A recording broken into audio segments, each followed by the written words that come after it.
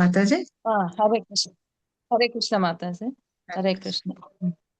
ఓం అజ్ఞానతిమిరాంధస్య జ్ఞానాంజనశలాకయా చక్షురుమీలితం యేన తస్మై శ్రీగురవే నమః.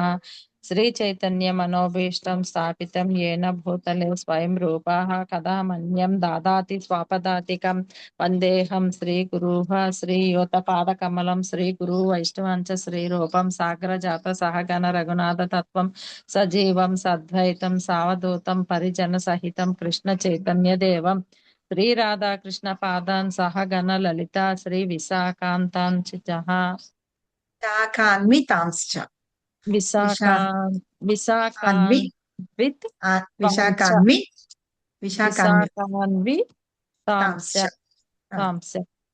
హే తాంశ్చ. కృష్ణ కరుణా సింధో దీన బంధో జగత్సర్పే గోపీసా గోపికా కాంత రాధా కాంత నమోస్తుతే తప్త కాంచన గౌరాంగి రాధే బృందావనేశ్వరి వృషభానుస్తుతే దేవి ప్రణమామి హరిప్రియే. వృషభాను సుతే అంటే వృషభానుని యొక్క కూతురు అన్నమాట రాధారాణి. అందుకని వృషభాను సుతే ఆవిడ సుత అంటే కూతురు. ఆవిడకి ప్రణామం చేస్తున్నాము.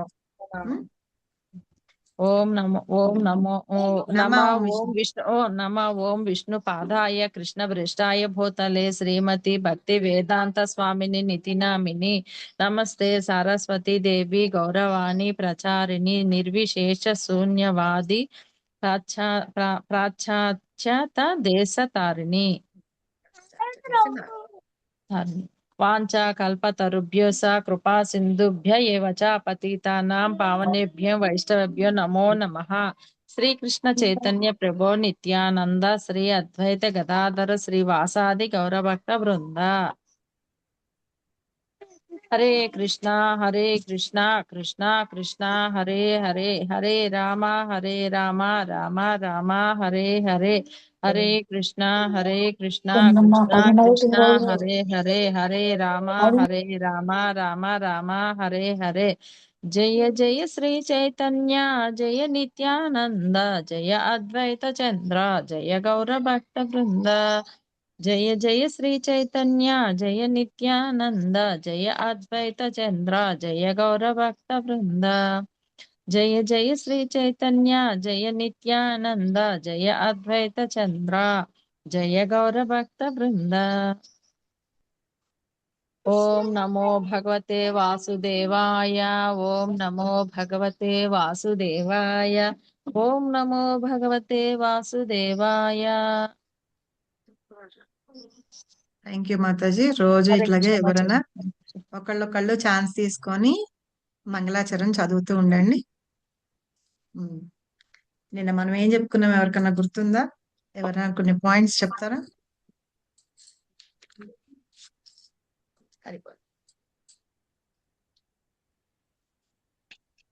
హరే కృష్ణ మాతాజీ.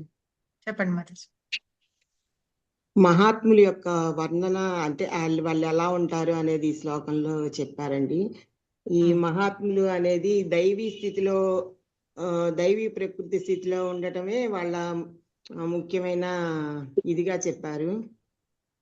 మహాత్ములు అనే వాళ్ళు ఈ భౌతిక ప్రకృతికి లోబడి పడకుండా, అంటే ఈ భౌతిక ప్రకృతి అంతా సత్వరజో గుణములు రజస్తమో గుణాలతో ఆవరించి ఉండటం వలన ఆ మాయాశక్తికి లోబడి పడకుండా ఆధ్యాత్మిక శక్తికి గురించి ఆలోచించి దాని మీదే మనసు నిలిపే వాళ్ళని మహాత్ములు అంటారు. శ్రీకృష్ణుడే ఆది పురుషుడు, సర్వ కారణాలకి కారణము కాబట్టి ఆయన్ని శరణు పొందటమే మనకి కావాల్సింది. అలా శరణు పొందిన వారి ద్వారానే మనం కూడా ఆధ్యాత్మిక ప్రపంచానికి వెళ్ళడానికి అవకాశం ఉంటుంది. అలాంటి వాళ్ళలో గోపికల గురించి చెప్పారు. అందులో ముఖ్యమైనది రాధారాణి అని చెప్పారు మాతాజీ. తర్వాత ఇంకా అంటే అట్లాగే రఘుదాస గోస్వామి గురించి కూడా చెప్పారు. ఇట్లా ఈ మహాత్ములు అవ్వాలనంటే శుద్ధ భక్తుల సాంగత్యంలో కూడా ఉండాలని అంతకుముందు ఒకసారి చెప్పారు మాతాజీ. అది మనం కూడా శ్రీకృష్ణుని చతుర్భుజ రూపం కంటే కూడా ద్విభుజ రూపంలో ఉన్న వాళ్ళనే మనం కూడా అందరికీ ఆకర్షితంగా ఉంటది ఆ రూపము. ఆ రూపాన్ని ఎక్కువ కొలుస్తూ ఉంటాము. అని చెప్పేసేసి నన్ను చెప్పారు. భక్తియుక్త సేవలో దృఢ చిత్తమైన మనస్సుతో ఉంటేనే మనము ఇట్లా ఆధ్యాత్మిక ప్రపంచానికి వెళ్ళటానికి, గోలోక బృందావనానికి వెళ్ళటానికి ఆ దృఢ నిశ్చయం ఉండాలని చెప్పారు మాతాజీ. నాకు అంత మటుకే గుర్తుంది. సూపర్. అర్జునుడికి కూడా విశ్వరూపం చూపిస్తే అర్జునుడు ఏమన్నాడు, అది నేను చూడలేను, ఇదే ఈ ద్విభుజ రూపాన్ని రూపాన్ని. విరమించుకోమంటే చతుర్భుజ రూపం చూపిస్తారు. మళ్ళీ చతుర్భుజ రూపం అవును. చూపిస్తే నీ ద్విభుజ రూపమే నాకు కావాలి అంటే భక్తులు అనేటువంటి వాళ్ళు, మహాత్ములు వాళ్ళు ఆ రూపాన్ని చూస్తూ ఆ భుజాన్ని, ఆ ద్విభుజ రూపాన్ని వాళ్ళు పూజిస్తూ ఉంటారన్నమాట. ఎందుకంటే భగవంతుడు ఆ ద్విభుజ రూపంతో అందరినీ ఆకర్షిస్తూ ఉంటారు అని.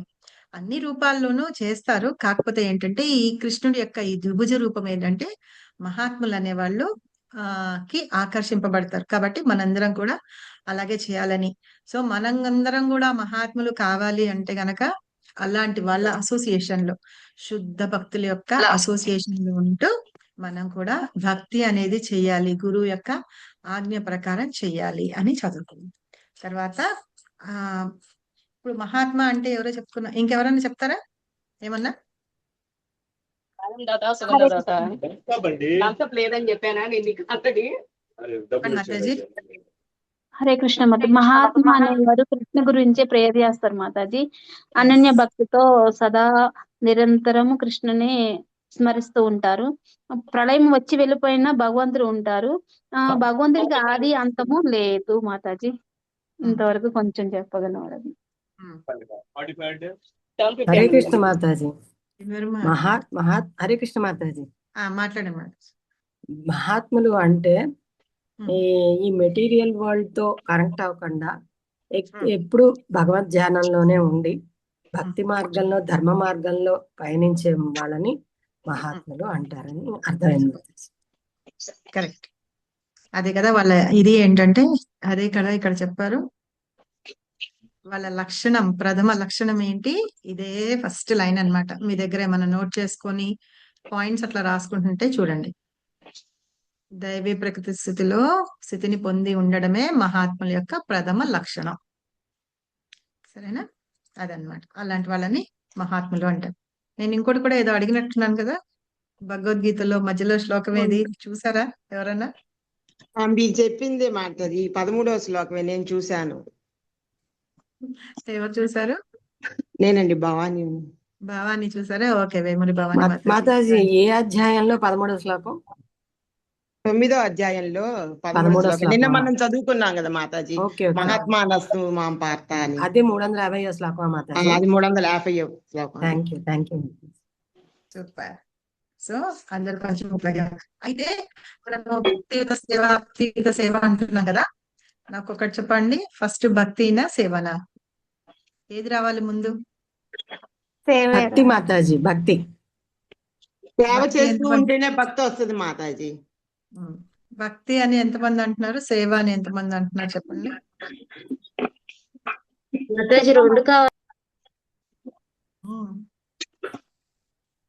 సేవ చేస్తూ ఉంటే భక్తి రాదా? భక్తి ఉంటే సేవకి వెళ్తామా? సేవ చేస్తుంటేనే భక్తి వస్తుంది. సేవ చేస్తూ ఉంటే భక్తి వస్తూ ఉంటుంది. అలా మనం భక్తిలో ముందుకెళ్తాం. కాబట్టి సేవ అనేది ముఖ్యం అన్నమాట. ఇప్పుడు రథయాత్ర స్టార్ట్ అవుతోంది. ఇప్పుడు ఏముంటాయి? ఓకే, పురుషోత్తమ మాసం వస్తుంది, రథయాత్ర సేవ ఉంది, అందరం పిలుస్తాం, రండి వెళ్దాము భగవంతుడి సేవకి అంటే అందరూ ఏమనుకుంటారు, సరే కొంచెం సేవ చేస్తాం పుణ్యం వస్తుంది అనుకుంటారు. అవునా కదా? భగవంతుడి మీద భక్తి ఉంటేనే వచ్చి సేవ చేయాలని లేదు. మాకేదో పుణ్యం వస్తుంది, మనం కోరికలు ఏవో తీరుతాయి అన్నట్టు కూడా కొంతమంది వస్తారు. సర్లే ప్రసన్న మాతాజీ వెళ్తూ పిలిచారు కదా, ఆవిడకి తోడు వెళ్దాం అని చెప్పి వెళ్తాం. అవునా? సరే కృష్ణకుమారి మాతాజీ ఎన్నో రోజుల నుంచి అంటున్నారు అక్కడ రాధా మదన్ మోహన్ చాలా అందంగా ఉంటారు అని చెప్పంటే, సరే ఒకసారి వెళ్ళి చూసొద్దాం, అంత అందంగా ఉన్నారు కదా అని చెప్పి వెళ్తాం. సరే అలా వెళ్ళిన తర్వాత మదన్ మోహన్ ఏం చేస్తాడంటే మనల్ని అట్రాక్ట్ చేసేసుకుంటాడు అనమాట. ఈ సేవ దగ్గరికి వెళ్ళేటప్పటికి ఏంటంటే ఇంతమంది ఉన్నారు, ఇదేదో బాగుంది కదా, కూర్చొని కబుర్లు చెప్పుకొని అరుచుకొని తిట్టుకునే కంటే చక్కగా లడ్డూలు చేస్తున్నాము, ప్యాకింగ్ చేస్తున్నాము, పుస్తకాలకి ఇవి చేస్తున్నాము, వాళ్ళందరికీ గిఫ్ట్ ఇవ్వడానికి అన్ని రెడీ చేస్తున్నాము, ఇది బాగుంది కదా అనిపిస్తుంది. సో ఇంతమంది ఉన్నారు, ఇంతమందికి మనకే పెద్ద అన్ని తెలుసుకున్నాం అనుకున్నాం, మనకు అన్ని తెలియదు, వీళ్ళకి ఇంకా చాలా బాగా తెలుసు. కీర్తనలు ఎంత బాగా పాడుతూ ఉన్నారు, పని చేస్తూ ఇది అనిపిస్తుంది. అక్కడ బాగుంటుంది. ఇంకా ప్రసాదం మనకి మధ్యలో ఇస్తారు కదా, ఆ ప్రసాదం ఇంకా టేస్టీగా ఉంటుంది అనమాట. ఈ ప్రసాదం మళ్ళీ మళ్ళీ దొరకదు మనకి. సేవ చేసాం కదా, ప్రసాదం దొరికింది కదా, చక్కగా తినేసేసి కాసేపు సేవ చేసుకొని ఏముంది, సంవత్సరానికో 2 రోజుల్లో 3 రోజుల్లో చేస్తాం, ఏముంది బాగానే ఉంది చక్కగానే వెళ్తాం. అలా సేవలోకి వెళ్ళిన తర్వాత మనకి అక్కడ కృష్ణుడివి అన్ని చూసుకుంటూ వాళ్ళు కథలు చెప్తుంటే వింటేటప్పటికి మనలో భక్తి భావం పెరుగుతుంది అనమాట. మన పిల్లలకి కూడా చూడండి, మనం సేవ చేస్తూ ఉంటే మనకి వాళ్ళ మీద ప్రేమ పెరుగుతుంది. వాళ్ళని చేసుకోమని వదిలిపెట్టేస్తాం, వాళ్ళు చేసుకోరు, అయినా సరే మన పిల్లలే కదా అని మనం చేస్తాం. అవునా కదా? అది మాతాజీ ప్రేమ. చిన్న చేస్తాం. డౌట్. మాతాజీ చిన్న డౌట్. అంటే ఇప్పుడు సేవ అంటే భగవత్ సేవ లేదా భగవత్ సేవే చెయ్యాలంటే మానవ సేవ కాదు మాతాజీ. అది ఐ మీన్ దట్ కన్ఫ్యూజన్. ఆ మానవ సేవ కూడా చెయ్యొచ్చు. మానవ సేవ ఏంటంటే కృష్ణుని సెంటర్ గా పెట్టుకొని చేయడం. ఇప్పుడు చలికాలం చాలా మంది కంబళ్ళు అవన్నీ ఇస్తూ ఉంటారు చూసారా, అలా ఇస్తారు. వేసంకాలం వచ్చేటప్పటికి కొంతమంది చెప్పులు ఇస్తూ ఉంటారు. కొంతమంది ఏం చేస్తారంటే చలివేంద్రాలు పెట్టి మంచినీళ్ళు అవన్నీ ఇస్తూ ఉంటారు. అయితే నాకు ఒకసారి ఇదే నేను శ్రీహర్ష ప్రభుని కూడా అడిగాను, ఋషికేష్ ప్రభుని కూడా అడిగాను, ప్రేయింగ్ లిప్స్ గొప్పవా లేకపోతే దానం చేసే హ్యాండ్స్, అంటే సర్వింగ్ హ్యాండ్స్ గొప్పవా లేకపోతే ప్రేయింగ్ లిప్స్ గొప్పవా అని చెప్పి. ఇప్పుడు మీకు కాసేపటికి దాహం తీరిపోతుంది, ఆకలి తీరిపోతుంది, కానీ మళ్ళీ మీకు ఆకలి వేయదా? ఇంకో 2 గంటలు 3 గంటల తర్వాత వేస్తుంది కదా. కానీ మనం ఆ మార్గానికి ఎట్లా వెళ్ళాలి అంటే వాళ్ళకి కావాల్సిన జ్ఞానం అన్నమాట. వాళ్ళని భక్తిలోకి తీసుకొని వచ్చాం అనుకోండి, అప్పుడు వాళ్ళకి ఏం చేయాలి అని తెలుస్తుంది. సరేనా? అన్ని దానాల్లోకి ఈ దానం గొప్పది, ఆ దానం గొప్పది అంటారు కదా, కానీ ఒక పూట అన్నం పెడితే కడుపు నిండిపోతుంది వాళ్ళకి. ఆ తర్వాత మళ్ళీ నెక్స్ట్. ఆకలేస్తుంది. అలాంటి వాళ్ళకి ఏం చేయాలంటే నువ్వు ఏ మార్గంలోకి వెళ్ళాలి అనేది మనం మార్గం చూపించడం అన్నమాట. దాన్ని కొంచెం జ్ఞానబోధ చేయడం.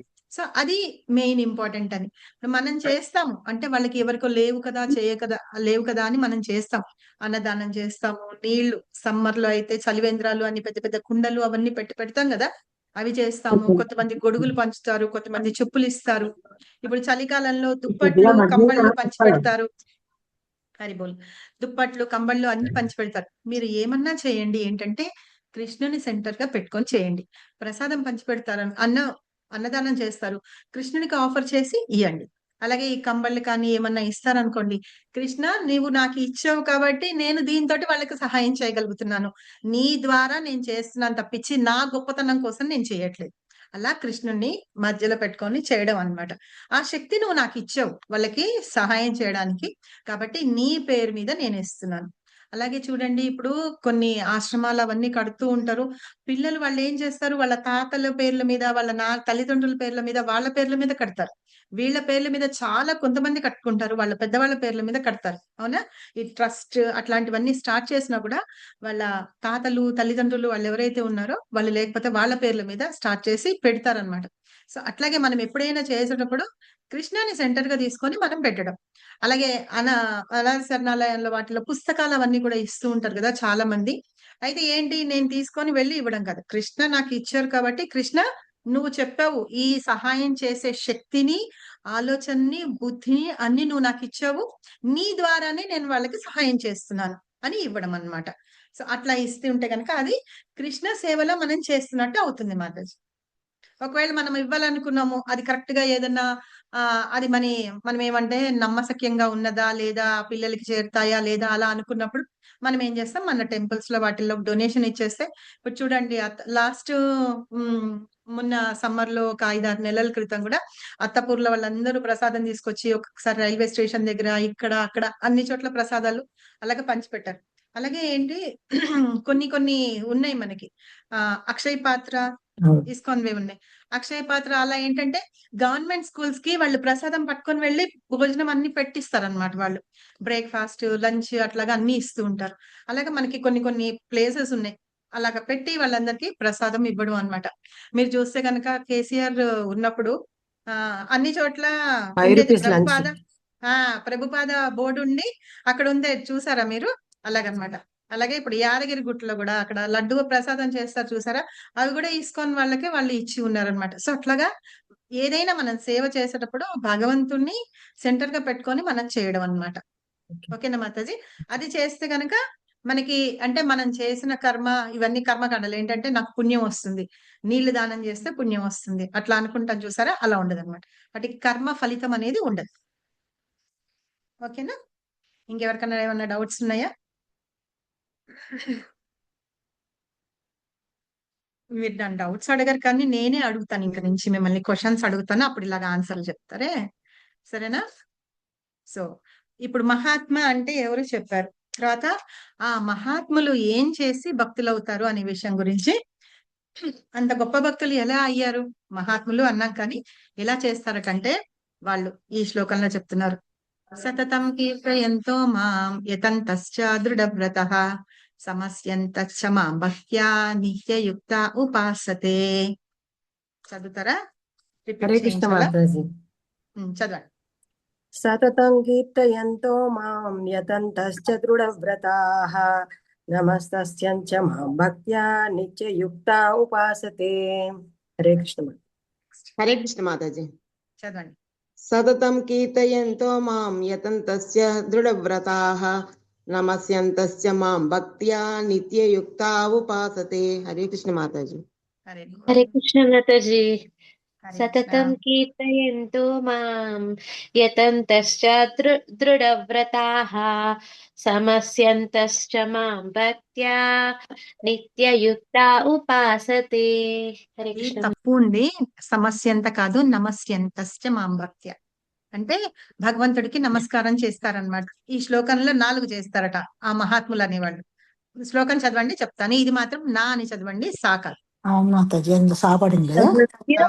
అంత ఇట్లా మాతాజీ సతతం నమస్యంతశ్చ మాం. నమస్యంతశ్చ మాం భక్త్య. ఓకే. ఎంతశ్చ మాం భక్త్యా. హరే ఆ, కృష్ణ మాతాజీ చదవనా? చదవండి. సతతం కీర్తయంతో మాం యతంశ్చ దృఢవ్రత నమస్యంతశ్చ మాం భక్త్యా నిత్యయుక్త ఉపాసతే. హరే కృష్ణ మాతాజీ. హరే కృష్ణ. హరే కృష్ణ. ఇంకా హరే కృష్ణ. సతతం కీర్తయంతో మాం యతంతశ్చ దృఢవ్రతాః నమస్యంతశ్చ మాం భక్త్యా నిత్యయుక్తా ఉపాసతే. హరే కృష్ణ. సతతం కీర్తయంతో మాం యతంతశ్చ దృఢవ్రతాః నమస్యంతశ్చ మాం భక్త్యా నిత్యయుక్తా ఉపాసతే. హరే కృష్ణ. హరే హరే కృష్ణ. కృష్ణ మాత. చదవనా? చదవండి. సతతం కీర్తయంతో మాం యతంతశ్చ దృఢనిత్యవ్రతాః నమస్తస్యంత మాం భక్త్యా నిత్యయుక్తా ఉపాసతే. హరే కృష్ణ మాతాజీ. ధన్యవాదాలు. హరే కృష్ణ మాతాజీ. హరే కృష్ణ. సతతం కీర్తయంతో మాం యతంతశ్చ దృఢవ్రతాః నమస్యంతశ్చ మాం భక్త్యా నిత్యయుక్తా ఉపాసతే. హరే కృష్ణ మాతాజీ. హరే కృష్ణ. హరే కృష్ణ మాతాజీ. హరే కృష్ణ. సతతం కీర్తయంతో మాం యతంతంచ దృఢవ్రతాః నమస్యంతంచ మాం భక్త్యా నిత్యయుక్తా ఉపాసతే. హరి బోల్. నెక్స్ట్ చదవండి. సతతం కీర్తయంతో మాం యతస్తశ్చ వ్రతాః నమస్యంతశ్చ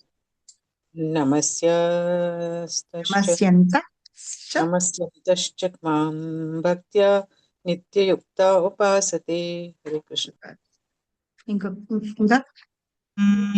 హరే కృష్ణ మాతాజీ. హరే కృష్ణ. సతతం కీర్తయంతో మాం యతంచ దృఢవ్రతః నమస్యంతశ్చ మాం భక్త్యా నిత్యయుక్తా ఉపాసతే. ఇంకెవరన్నా చదువుతారా?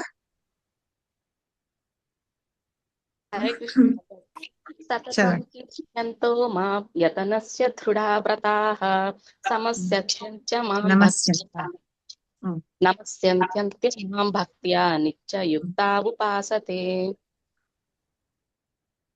ఇంకెవరన్నా చదువుతారా? సరే, అనువాదం చదవండి ఎవరన్నా. హరే కృష్ణ మాతాజీ. హరే కృష్ణ శ్రీల మాతాజీ. ప్రభుపాదకి జై. ఈ మహాత్ములు సదా నా మహిమలను కీర్తించుచు దృఢ నిశ్చయముతో యత్నించును. నా యందు నమస్కరించుము, నా ముందు నమస్కరించుము, నన్ను నిత్యము భక్తితో పూజింతురు. భాష్యం కూడా చదవమంటారా మాతాజీ? ఉండండి మాతాజీ. ఇక్కడ ఏం చెప్పారు? ఈ మహాత్ములు అనే వాళ్ళు ఏం చేస్తారట? ఒకటి, నా మహిమలను కీర్తిస్తూ ఉంటారు. రెండోది ఏం చేస్తారట? దృఢ నిశ్చయంతో చేస్తూ ఉంటారట. దృఢ నిశ్చయంతో చేస్తారు. ఏం చేస్తారు? భక్తి చేస్తూ ఉంటారు. నా ముందు నమస్కరిస్తూ ఉంటారు. ఇది మూడోది. నన్ను నిత్యము భక్తితో పూజిస్తారు. ఇది నాలుగోది. సో ఈ నాలుగు ఈ శ్లోకం చెప్పారు. దానికి ఏంటంటే సతతం కీర్తయంతో మాం, నన్ను, మాం అంటే నన్ను, సతతం కీర్తయంతో, వాళ్ళు ఎప్పుడు నన్ను కీర్తిస్తూ ఉంటారు. తర్వాత వాళ్ళు ఏంటి? ప్రయత్నం చేస్తూ ఉంటారు. ఏం ప్రయత్నం చేస్తారు? దృఢ నిశ్చయంతో నా భక్తి చేయడానికే ప్రయత్నం చేస్తూ ఉంటారు. మూడోది ఏం చేస్తారు? నమస్యంతశ్చ మాం, అంటే నమస్యంత అంటే నాకు నమస్కారం చేస్తూ ఉంటారు. నిత్యయుక్త ఉపాసతే, ఎల్లప్పుడూ నన్నే ఉపాసిస్తూ ఉంటారంటే నా గురించే భక్తితోటి నన్ను పూజిస్తూ ఉంటారు. ఈ శ్లోకంలో మొత్తం మహాత్ములు ఏం చేస్తారు అనేది 4 ఉన్నాయి. ఫస్ట్ లైన్ లో 2 ఉన్నాయి, కింద లైన్ లో 2 ఉన్నాయి. ఈ 4 వాళ్ళు మహాత్ములు చేస్తూ ఉంటారట. అర్థమైందా? అర్థమైంది మాతాజీ. కీర్తించటం, దృఢ నిశ్చయంతో భక్తితో ఉండటం, నమస్కరించటం, నిత్యం కూడా భక్తితోనే పూజిస్తూ ఉంటారు. ఈ 4 చేస్తూ ఉంటారట మహాత్ములు అనేవాళ్ళు. సరేనా? సో వాళ్ళని ఏం చెప్తున్నారు అనేది మనం ఇక్కడ కింద భాషలో చదువుకుందాం. ప్రభుపాద ఏం చెప్పారు చదవండి ఎవరన్నా. ఫస్ట్ చదవనా మాతాజీ? హరే కృష్ణ మాతాజీ. ఒకరి తర్వాత ఒకరు ప్రసన్న మాతాజీ నెక్స్ట్ పారాగ్రాఫ్ చదవండి. చదవండి మాతాజీ. శ్రీల ప్రభుపాదకి జై. సామాన్య మానవునికి అధికారముగా ముద్ర వేసి మహాత్మునిగా చేయజాలము.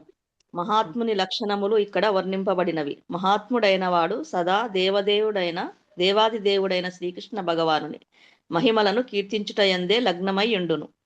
అతనికి మరో ఇతర కార్యములుండవు. భక్తుడు సదా భగవానుని మహిమలను కీర్తించుటయందే నెలకొని ఉండును. అనగా అతడు నిరాకారవాది కాదు. భగవానుని మహిమలను కీర్తించు విషయము చర్చకు వచ్చినప్పుడు మానవుడు దేవాది దేవుని పవిత్ర నామము, నిత్య రూపము, దివ్య గుణములు, దివ్య లీలలు, వైభవములు వంటి లక్షణములను ప్రశంసించుచు పరమపురుషుని కీర్తింపవలెను. కనుక మహాత్ముడు దేవదేవుడైన శ్రీకృష్ణుని పట్ల ఆసక్తుడై ఉండును. సూపర్, ఎంత బాగుంది కదా. సో ఇక్కడ మీరు నిన్న నేను చెప్పాను కదా, నార్మల్ మనుషులకి అబ్బా నువ్వు మహాత్ముడు రా బాబు అని మామూలుగా మాట్లాడతాం చూసారా, అలాగా ఉపయోగించకూడదు అనమాట. అలాగా మా సామాన్య మానవులకి ఎవరికి అధికార ముద్ర ఈ మహాత్మా అనేది వేయకూడదు అనమాట, చేయకూడదు అని ఇక్కడ మనకి ఎక్కడ చెప్పారు అంటే భగవద్గీతలో చెప్పారని చెప్పండి. 9.14 శ్లోకంలో ఎవరిని పడితే వాళ్ళని మహాత్ములు అనకూడదు. మహాత్ములు అనేని ఎవరిని అనాలి అంటే ఎవరైతే భగవంతుని యొక్క నామాలని కీర్తిస్తూ ఉంటారో, వాళ్ళు భక్తిలో దృఢ నిశ్చయంతో ఉంటారో, వాళ్ళు భగవంతుని ముందు నమస్కరిస్తూ ఉంటారు, వాళ్ళు ఎల్లప్పుడూ భక్తితో భగవంతుని పూజిస్తూ ఉంటారు. ఈ 4 ఎవరైతే చేస్తున్నారో వాళ్ళని మహాత్ములు అంటారు తప్పించి వేరే ఎవరిని మహాత్ములు అనరు అనమాట. అయితే ఇక్కడ ఏంటంటున్నారు, ఆ మహాత్ముల యొక్క లక్షణాలు ఇక్కడ చెప్పారు కదా మనకి. ఆ మహాత్ముడు అనే వాళ్ళు ఏం చేస్తారటంటే ఎల్లప్పుడూ భగవంతుని యొక్క మహిమలను కీర్తించడంలోనే నిమగ్నమై ఉంటారట. మనం నిన్న చెప్పుకున్నాము, ప్రహ్లాదుడి ఎగ్జాంపుల్ చెప్పుకున్నాము, ఇంకా రఘునాథ్ దాస్ గోస్వామి గురించి చెప్పుకున్నాం. రఘునాథ్ దాస్ గోస్వామి అసలు మామూలుగా చెప్పాలంటే ఆయన ఒక మంచి సంపన్నమైన కుటుంబం, చాలా ఐశ్వర్యంతో ఉంటారనమాట. మహాప్రభుని చూడ్డానికి, ఆయన దర్శనం చేసుకోవడానికి వెళ్ళిపోతూ ఉంటాడు. ఇంట్లోంచి వెళ్ళిపోతుంటే పారిపోతూ ఉంటారు. ఒక మాటలో చెప్పాలంటే వెళ్ళిపోవడం కంటే కూడా పారిపోతూ ఉంటే వాళ్ళ నాన్న ఏం చేస్తారంటే 4 మనుషుల్ని పెడతారు. పెహల్వాన్లు అంటారు కదా, బాడీ గార్డ్స్ తో వాళ్ళని పెడుతూ ఉంటారు. ఈయన వెళ్ళిపోయినప్పుడల్లా వాళ్ళు లాక్కొచ్చి పెడుతూ ఉంటారు. ఒక్కొక్కప్పుడైతే కట్టేస్తారనమాట, ఇంట్లో కట్టేసి పెడుతూ కూడా ఉంటారనమాట. రూపులో పెట్టేసి వీళ్ళ 4 వాళ్ళకి కాపలా ఉంటూ ఉంటారు. ఈయన పారిపోతూ ఉంటే చివరికి ఎవరైనా సరే ఒక ఏజ్ వచ్చిన తర్వాత ఒక అందమైన వాళ్ళ మీద ఆకర్షణ అయితే ఉంటుంది కదా, అందుకని ఇతను ఎవరన్నా ఉన్నాడు కాబట్టి ఒక పని చేద్దాం మనం, ఇతనికి డబ్బు పడట్లేదు, డబ్బు ఎంత ఐశ్వర్యం ఉన్నా దాన్ని పట్టించుకోవట్లేదు, అలాంటి ఇతనికి ఏం చేద్దామని ఒక అమ్మాయిని తీసుకొచ్చి, చాలా అందంగా ఉన్న అమ్మాయిని తీసుకొచ్చి పెళ్లి చేస్తారు. పెళ్లి చేస్తే ఆ అమ్మాయి మీద కూడా భార్య మీద కూడా ఈయనకి అట్రాక్షన్ లేదనమాట. ఏంటి, మహాప్రభు వెనకాల వెళ్ళిపోవాలి. ఆయన దగ్గర ఉండాలి, ఆయన ఆశ్రయం పొందాలి, ఆయన సేవ చేసుకోవాలి అని ఉంటుంది. సరే అట్లా కూడా వచ్చేసేసి వెళ్ళిపోతుంటారు అనమాట. ఒక రోజు రాత్రి ఏం చేస్తాడంటే అక్కడ వాళ్ళ ఊర్లో ఒక మందిరం ఉంటుంది. ఆ మందిరంలో డైటీస్ కి పూజ చేసే అతను ఏం చేస్తాడంటే చేయనని చెప్పేసి వెళ్ళిపోతాడు. వెళ్ళిపోతే అతన్ని నేను పిలుచుకొని వచ్చి నేను అతన్ని ఒప్పించి ఆ డైటీస్ కి పూజ చేసేటట్టుగా నేను చేస్తాను, విగ్రహారాధన చేసేటట్టుగా చేస్తానని చెప్పి చక్కగా ఇక్కడ అరుగుల మీద వాళ్ళు పడుకొని ఉంటారు, బాడీ గార్డ్స్ అందరు పడుకొని ఉంటారు. ఈయన ఏం చేస్తాడు, నేను పిలుచుకొస్తానని చెప్పి అటు నుంచి వెళ్ళిపోతాడు అనమాట. మొత్తానికి వెళ్ళిపోతాడు, మళ్ళీ ఇంటికి రాడు. అలాంటి ఆయన అంత ఐశ్వర్యము, అందమైన భార్య అవన్నీ ఉన్న ఆయన వదిలిపెట్టుకొని వెళ్ళిపోయి ఏంటంటే జగన్నాథ టెంపుల్ దగ్గర అంతా మూసేసిన తర్వాత వాళ్ళకి ప్రసాదాలు ఇస్తారు చూసారా, వాళ్ళు తీసుకొచ్చి బయట నుంచొని లైన్ గా ఉంటారన్నమాట, ఆడుకునే వాళ్ళలాగా ఉంటారు, వాళ్ళకి ప్రసాదాలు ఇస్తూ ఉంటారు, అక్కడ నుంచి ఉంటాడు. అలాగే కొన్ని చోట్ల ఏంటంటే సత్రాలు ఉంటాయి చూసారా, ఆ సత్రాల దగ్గరికి వెళ్ళిపోతే అందరూ భోజనాలు చేసిన తర్వాత మిగిలిన దాన్ని వాళ్ళు బయట ఎవరైనా వస్తే కనుక వాళ్ళకి ఇచ్చేస్తూ ఉంటారు. ఈయనకి ఎట్లా అనిపించిందట, జగన్నాథ్ టెంపుల్ దగ్గర అక్కడ నుంచునేటప్పటికి వాళ్ళు వెళ్ళి దర్శనం చేసుకొని వచ్చే వాళ్ళు ఏం చేస్తారట, వీళ్ళకి ఏమన్నా కొని వాళ్ళకి ప్రసాదం వేస్తూ ఉంటారట. అలా నుంచుంటుంటే ఆయనకి ఏమనిపించిందటంటే ఒక ప్రాస్టిట్యూట్స్ మగవాళ్ళని పిలవడానికి అట్రాక్ట్ చేయడానికి నుంచుంటారు చూసారా, అలా ఉన్నట్టుగా ఉంది నా పరిస్థితి అని చెప్పేసి అసహ్యమేసింట అలా నుంచోడం ఆయనకి. అసలు ఎవడన్నా అట్లా ఆలోచించుకుంటారా, అలాంటి మహాత్ములు కాబట్టే ఆలోచించుకుంటారు. అలా అనుకొని ఏం చేస్తాడట, నేను ఇంక నుంచి ఇక్కడ నుంచోను, ఇగో నిన్న ఇతను ఇచ్చాడు కదా నాకు డబ్బులు, ఇవాళ కూడా ఇస్తాడు, ప్రసాదం కొని ఇస్తాడు అనుకుంటాట.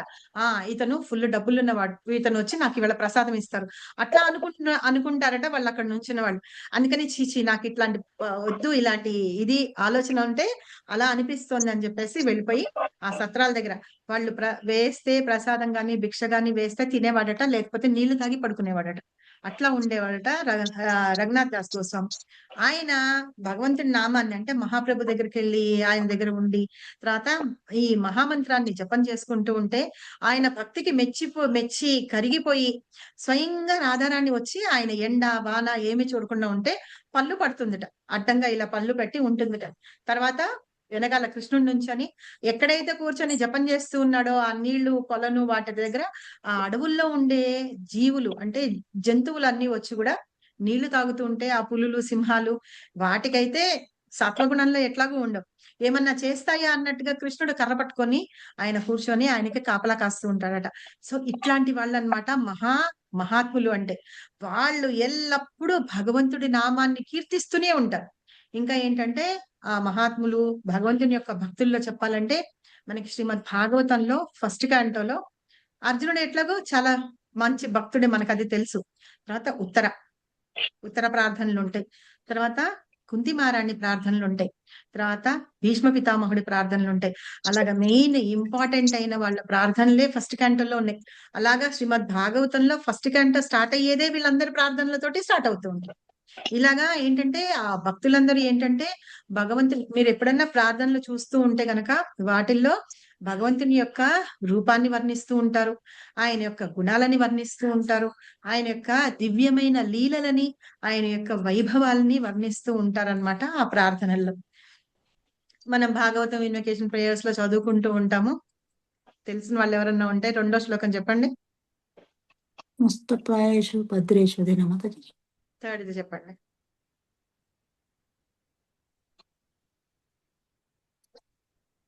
రావట్లేదు మాతాజీ. సరే సెకండ్ చెప్తే చెప్పండి. 3rd నారాయణ నమస్కృత్య నామ చేయ నరోత్తమం అదే కదా? కాదు,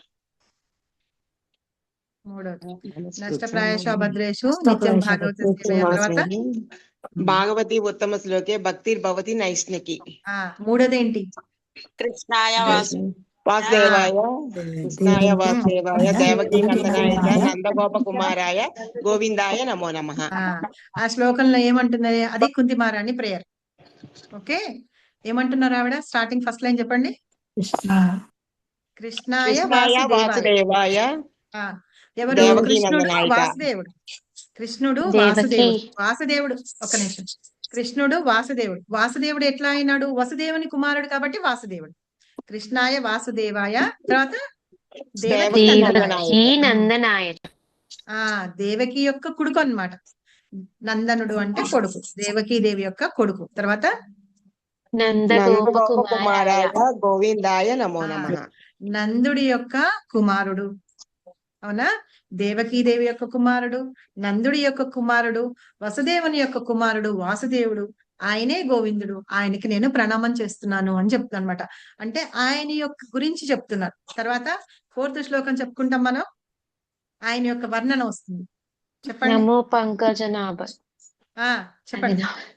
అదే నమో పంకజనాభాయ నాదాయన మాతాజీ. నమో నాభ పంకజనాభ అంటే నమో పంకజనాభాయ నమ పంకజ నమో పాలినే నమ పంకజ పంకజ నేత్రాయ నమస్తే నేత్రాయ పంకజాంగర్యే. నమస్తే పంకజాంగర్యే. నమః పంకజనాభాయ అంటే ఆయన యొక్క నాభి ఎలా ఉందిట? పంకజం లాగా, అంటే కలువ పువ్వు లాగా ఉందిట. నమః పంకజనాభాయ. నమః పంకజమాలిని. పంకజం అంటే ఆ కలువ పువ్వుల మాలని ధరించి ఉంటారట. ఎలా ఉంటారు భగవంతుడు అని చెప్తున్నారనమాట. పంకజమాలని ధరించి ఉంటాడు. తర్వాత నమః పంకజ నేత్రాయ, ఆ పంకజం లాంటి కలువ రేకులు ఉన్నాయి చూసారా, అలాంటి కన్నులు కలిగి ఉన్నాడట. అలాగే అక్కడ వరకు వచ్చాక మళ్ళీ పాదాల దగ్గరికి వస్తుందన్నమాట. నమస్తే పంకజాంగ్రయే, నీ పాదాలకి పాద పద్మాలు అంటే పద్మాల లాగా ఉన్న నీ పాదాలకి నేను నమస్కరిస్తున్నాను అని చెప్తున్నాను అనమాట. సో అలాగా భగవంతుణ్ణి కలువ పూలతోటి అలాగా కొలుస్తూ ఉంటారు. అలాగే భీష్మస్తుతికి వచ్చేటప్పటికి ఇతి మత రూప కల్పితాగ్రి కృష్ణ అంటారు. అంటే ఆయన రూపం ఎలా ఉంది చెప్తున్నమాట. తమల వర్ణంలో ఉంటుందట. ఆయన ఎల్లో కలర్ అంటే ఆ సూర్యుడు కొంచెం రెడ్డిష్ కాకుండా ఎల్లోయిష్ లో ఉంటూ ఉంటారు చూసారా, అలాంటి వర్ణంలో ఉన్న వస్త్రాలు ధరించి ఉన్నారట. అది ధోతి అవి ధరించి ఉన్నారట. ఆయన నడుస్తున్నా చేస్తున్నా ఈయన కుండలాలు ఉన్నాయి చూసారా, ఇవి తగులుతూ ఉంటాయట, చెంపలకి తగులుతూ ఉంటాయట. ఆయన ఎవరితో ఉంటూ ఉంటారట? బలరాముడితోటి ఉంటూ ఉంటారట. అని ఆయన యొక్క రూపం ఏదో అంటే తమల వర్ణంలో ఉంది. తమల వర్ణం అంటే ఆ చెట్టు యొక్క వర్ణంలో ఉంది భగవంతుడి యొక్క రూపం అని చెప్తారు అనమాట. అలాగే ఇంకొక చోట కపిల భగవానుడు భగవంతుని యొక్క ప్రార్థనల గురించి చెప్తూ ఉంటారనమాట. అక్కడ కూడా చెప్తారు భగవంతుడు ఎట్లా ఉంటాడటంటే, ఆయనకి మాల వేస్తే ఆ మాల యొక్క సుగంధం ఏదైతే పువ్వుల చెట్లకి ఉన్నప్పుడు ఉన్న సుగంధం ఎలా ఉంటుందో, అవి మాల కట్టి వేసిన తర్వాత కూడా భగవంతుడి మెడలో అంతా సుగంధం పరిమళిస్తూ ఉంటుందట. చెట్టుకి పువ్వులు ఉన్నప్పుడు దాని మీద ఉన్న తేనె కోసము ఆ భ్రమరాలు వస్తూ ఉంటాయి చూసారా, ఆ భ్రమరాలు వచ్చి తాగేసి వెళ్ళిపోయినా సరే ఆ పువ్వుల తేనె ఇంకా అలాగే ఉంటూనే ఉంటుందిట.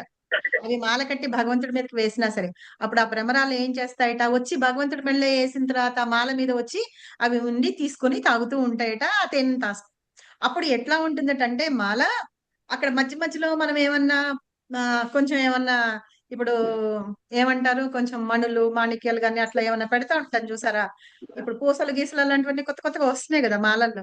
సో అట్లా అరేంజ్ చేసినట్టు ఉంటుందట. ఆ భ్రమరాలు అక్కడ ఉంటే ఆ మాల ఇంకా అందంగా ఉంటుందట భగవంతుడి మెడలో వేసింది. అలాగే మనం మొన్నటి వరకు దామోదరాష్టకం చదువుకున్నాం. యశోదమ్మ పరిగెడుతూ ఉంటే వెనకాల పరిగెడుతూ ఉంటే కృష్ణ వెనకాల పరిగెడుతూ ఉంటే ఆయన ఎట్లా ఉందిట, ఆయన మొహం బ్లూ కలర్ లో ఉందిట. ఏడుస్తూ ఉంటే ఇట్లా అనుకుంటే అదంతా నల్లగా వచ్చి ఇంకా ముద్దుగా ఉందిట. ఈ చంపలేమో మధ్య మధ్యలో ఇక్కడేమో రెడ్డిష్ గా ఉన్నాయట. పరిగెడుతూ ఉంటే ఈ కుండలాల్లో ఆయన బుగ్గల్ని ముద్దు పెట్టుకుంటూ ఉన్నాయట. అలాగా భగవంతుడి యొక్క రూప వర్ణన ఈ మన భాగవతులు అందరూ కూడా మహాత్ములందరూ కూడా అలా వర్ణిస్తారనమాట. ఇంకా చెప్పాలంటే ఆ భగవంతుడిట ఎలాంటి వస్త్రాలు ధరిస్తారటంటే కపిల భగవానుడు దేవహూతికి చెప్తూ ఉంటారనమాట. ఆ భగవంతుని రూపవర్ణన చాలా బాగుంటుంది. మనం ఒక పువ్వులో పుప్పొడి ఉంటుంది కదా పైన, ఈ మధ్యలో పోలెన్స్ అంటామా వాటిని, ఆ పైన ఎల్లో కలర్ గా ఉంటుంది చూసారా, ఇలా పొడుగ్గా ఉండి పువ్వు మధ్యలో పైన ఎల్లోయిష్ గా ఉంటుంది. ఆ కలర్ లో ఉందిట ఆయన వేసుకున్న వస్త్రం. సరేనా? ఇంకా చేతులకి కంకణాలు, కాళ్ళకి పట్టీలు ఇవన్నీ వేసి ఆయన మెడలో వేసిన పూమాలలు, ఇంకా నగలు, రకరకాల నగలు మణిలతోటి మాణిక్యాలతో పొదిగి ఉన్న వేశారట. అలాగే వక్షస్థలంలో లక్ష్మీదేవి కూర్చొని ఉందిట, శ్రీవత్సం ఉందిట. ఇంకా ఏముంటుంది, కౌస్తుభమణి. ఆ కౌస్తుభమణితో భగవంతుడు చాలా అందంగా ఉన్నాడట. ఆయన మొహం చూస్తుంటే మొహమే ఒక లోటస్ ఫ్లవర్ లాగా ఉందిట. వద్దుకో వచ్చి ఆయన మొహం చూస్తుంటేనే ఒక లోటస్ ఫ్లవర్ లాగా ఉందిట. కళ్ళు ఏమో తామరాకులవి ఇట్లా ఉన్నట్టు ఉన్నాయట. ఆయన ఐబ్రోలేమో ధనస్సు ఉంటుంది చూసారా, ఇలా మనం పట్టుకుంటాము, ఇక్కడ ఇట్లా ఉంటుంది కదా ధనస్సు, అలా ఉంటుందట. ఆ ఐబ్రోలు ఎలా ఉంటాయటంటే మదనుడు వేసే బాణాలకి సరి అయిన ధీటైన సమాధానం చెప్పేటట్టుగా ఉంటాయట ఆయన కనుబొమ్మలు. అలాగే పెదవులు చూస్తేట మల్లెపూలు ఒక్కొక్కటి ఒక్కొక్కటి మనం ఇలా గుచ్చి పెడతాం చూసారా, ఇలాగా స్ట్రైట్ గా చిన్నప్పుడు మనకి పూల జడలు వేసుకునేటప్పుడు ఒక పుల్లకి పెడతాం కదా గుచ్చి, జడకి ఇటువైపు అటువైపు పెట్టి తర్వాత మిగతా జడేస్తాం కదా. అలాగా భగవంతుడి యొక్క పలు వరుస ఎలా ఉందటంటే మల్లెపూలు ఇలా సన్నగా ఇట్లా చక్కగా పరిచిపెట్టినట్టుగా ఉంటుందట ఆయన యొక్క పళ్ళు వరుస. తర్వాత ఈ అధరాలు రెడ్ గా ఉంటాయి కదా, దానిమ్మ పండు రంగు ఉంటుంది చూసారా, అలాంటి రంగులో ఉన్న పెదవులు ఉంటాయట. ఆ పెదవుల యొక్క షైనింగ్ పళ్ళ మీద పడుతోందిట. పళ్ళ మీద పడి అప్పుడు మళ్ళీ దానిమ్మ గింజలు వరుసగా పెట్టుకున్నారా అన్నట్టుగా అనిపిస్తుంట భగవంతుడి యొక్క రూపవర్ణన. అలాగా ఆయన నెత్తి మీద పెట్టుకున్న కిరీటం అది దేదీప్యమానంగా వెలిగిపోతూ ఉంటుంట, కోటి సూర్యుల వెలుగుతోటి వెలిగిపోతూ ఉంటుంట. అలాగా భగవంతుడి యొక్క రూపవర్ణన మనకి భాగవతంలో ప్రతి చోట ఏ భక్తుడైతే భగవంతుని యొక్క లీలల్ని గాని స్తుతులు గాని చేస్తూ ఉంటారు చూసారా, అలా ప్రతి వాళ్ళు అలాగా భగవంతుని యొక్క రూపాన్ని వర్ణిస్తూ ఉంటారు.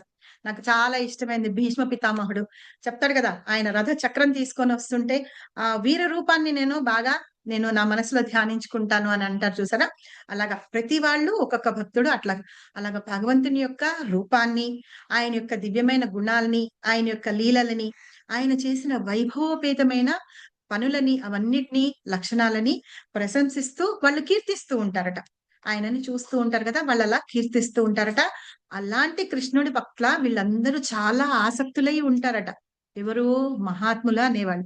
అందుకనే మనల్ని ఏమంటారంటే వాళ్ళ అడుగుజాడల్లో వెళ్తూ వాళ్ళ సాంగత్యంలో ఉంటే గనక మనకి ఆ భగవంతుడి మీద అంత ప్రేమ అవి కలుగుతాయి అని చెప్తున్నారు. సెకండ్ పారాగ్రాఫ్ చదవండి ప్రసన్న మాతాజీ.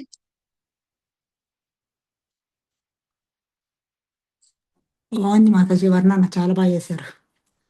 భగవంతుని వర్ణన నేను చేయలే మాతాజీ, భాగవతంలో ఉన్నాయి అవన్నీ, అదే మనం ఉంది. చదువుకున్నప్పుడు చెప్తా.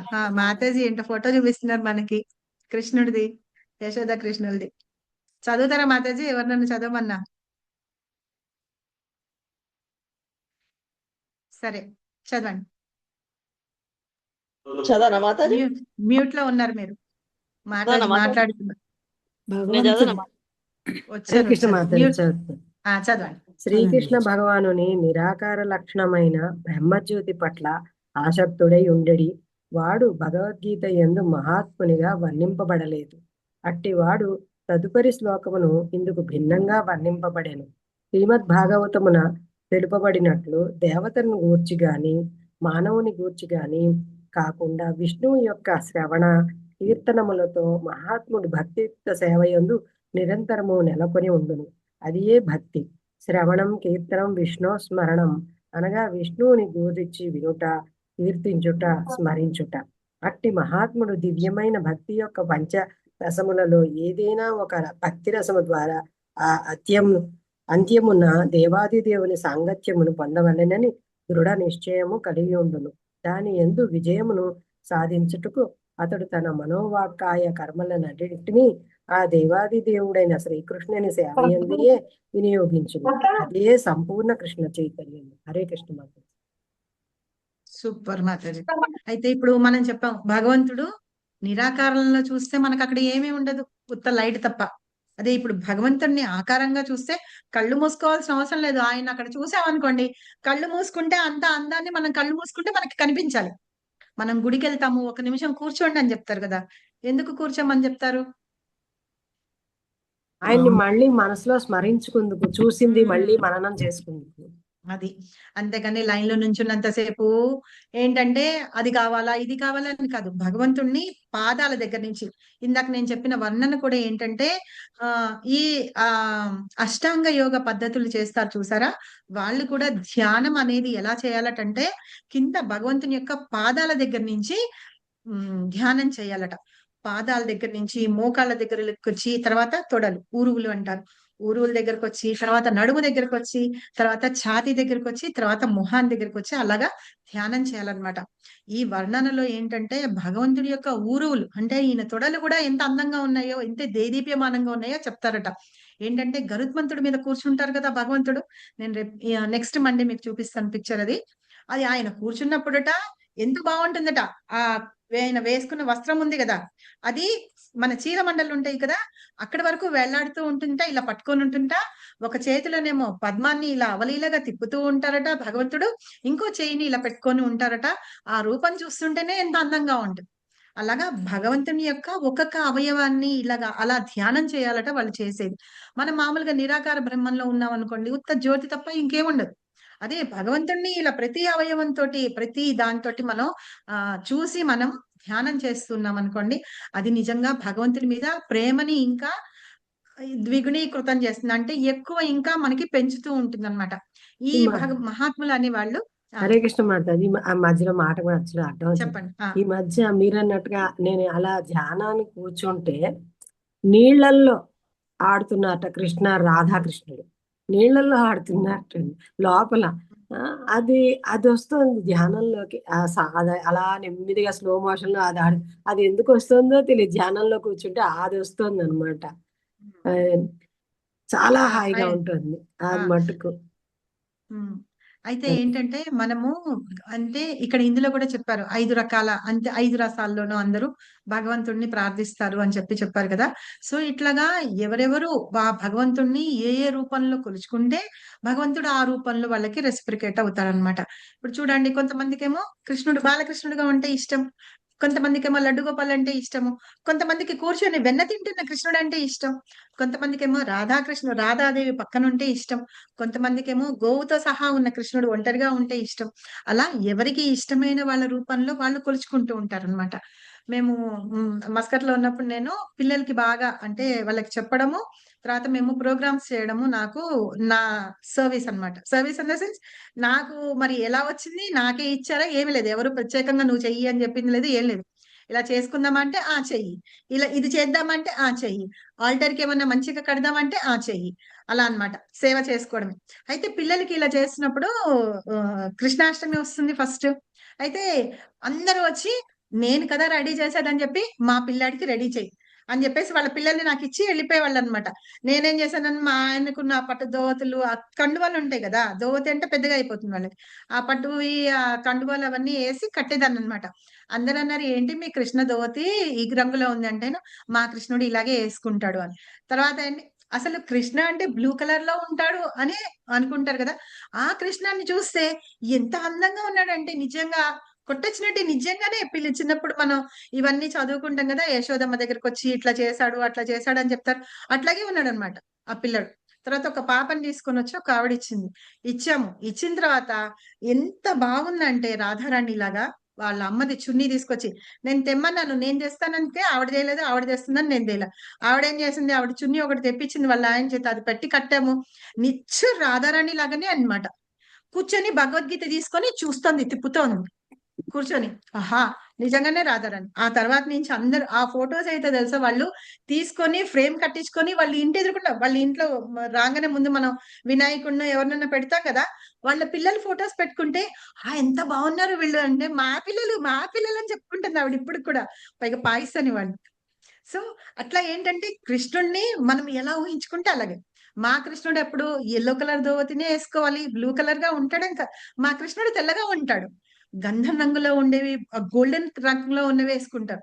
ఎల్లోయిష్ కడతారు కదా, కానీ గంధం రంగులో ఉన్నవి ఏంటంటే గోల్డ్ లాగా రంగులో ఉంటాయి కదా. సో అలాగ వేసుకుంటాడు మా కృష్ణుడు అని చెప్పి ఈసారి నేను ప్రభుపాద ఆర్మీలో గాని మన దానిలో గాని నేను ఫొటోస్ పెడతాను, చూడండి మా కృష్ణను రాధారాణి ఎట్లా ఉన్నారు నేను తయారు చేసిన వాళ్ళు.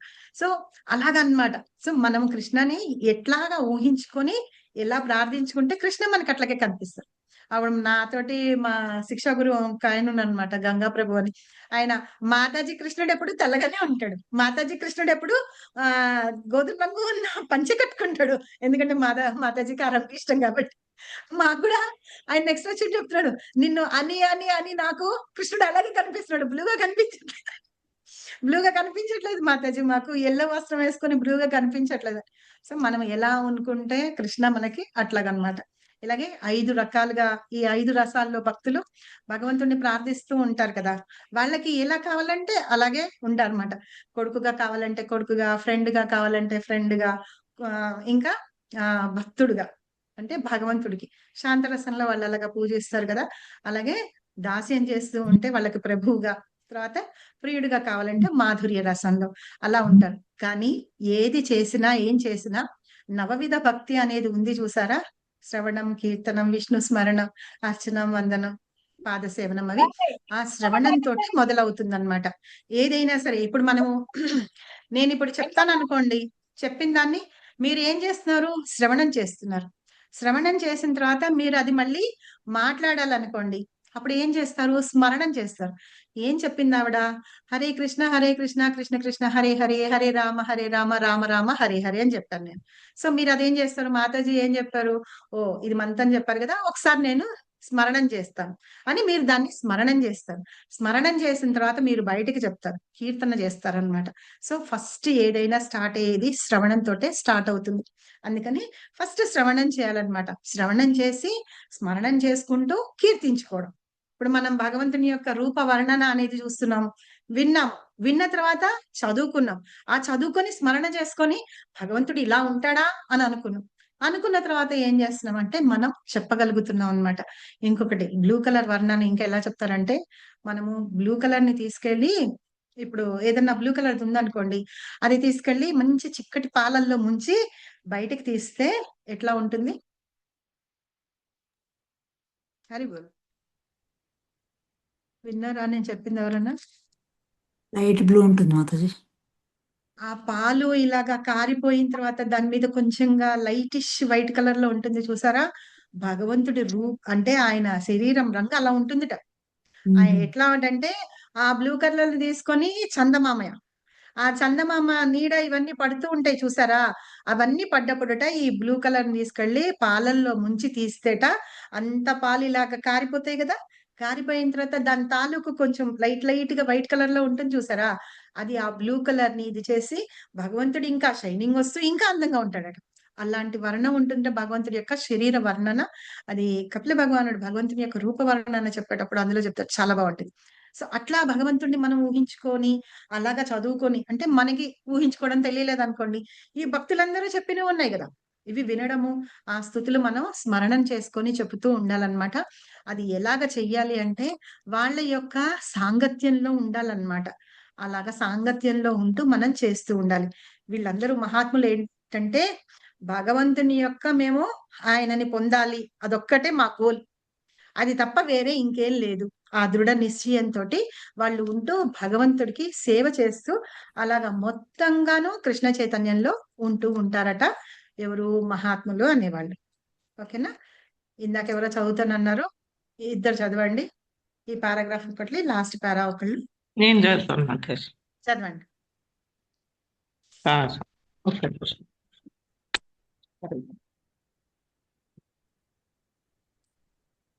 భక్తియుక్త సేవలోనా మాతాజీ, అదే కదా? భక్తియుక్త సేవ ఎందు, భక్తియుక్త సేవలో వ్రతములుగా పిలువబడు కొన్ని కార్యములు ఉండును. అట్టి దృఢ వ్రతములు అనగా ఏకాదశులలో మరియు కృష్ణాష్టమి రోజున ఉపవసించుట, దివ్యధామముననే దేవాది దేవుని సాంగత్యమును వాంఛించు వారి కోరికకై అట్టి నియమములు మహనీయులైన ఆచార్యులచే ఏర్పాటు చేయబడెను. మహాత్ములు అట్టి నియమములన్నింటినీ శ్రద్ధగా పాటించుదురు కనుక వారు తప్పక ఆశించిన ఫలమును సాధింపగలుగురు. ఉండండి. అయితే ఇక్కడ ఏం చేస్తున్నారట, మనం ఏం చేస్తున్నాము, ఏకాదశి అవన్నీ ఫాస్టింగ్ చేస్తున్నామా లేదా? చేస్తున్నాం మాతాజీ, చేస్తున్నాం. ఏకాదశి చేస్తున్నాము, మన ఆచార్యుల యొక్క తిరోభావ దినోత్సవాలు వాటన్నిటికీ కూడా మనం ఇది చేస్తున్నాము. మళ్ళీ Prabhupada appearance day, disappearance day, వాటన్నిటికి కూడా 12 o'clock వరకు మనము ఫాస్టింగ్ ఉండి మనం చేస్తున్నాం. జన్మాష్టమికి చేస్తున్నాము, అవునా?